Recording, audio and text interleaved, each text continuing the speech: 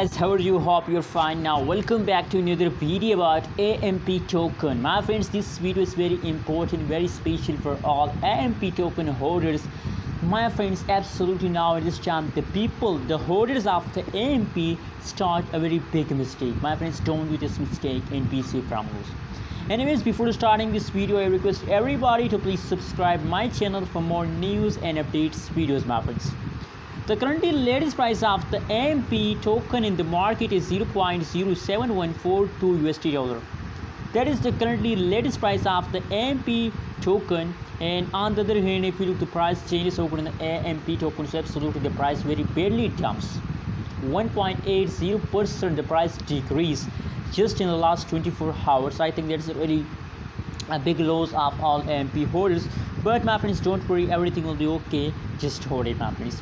And you know what, due to these negative changes, my friends, a lot of people starting a very big mistake. But now, my friends, I guide you that please don't do this mistake and be safe from those.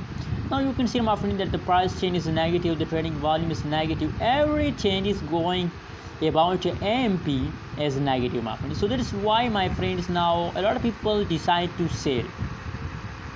But my friends, now I think that is a big mistake, that is a huge mistake of all AMP token holders.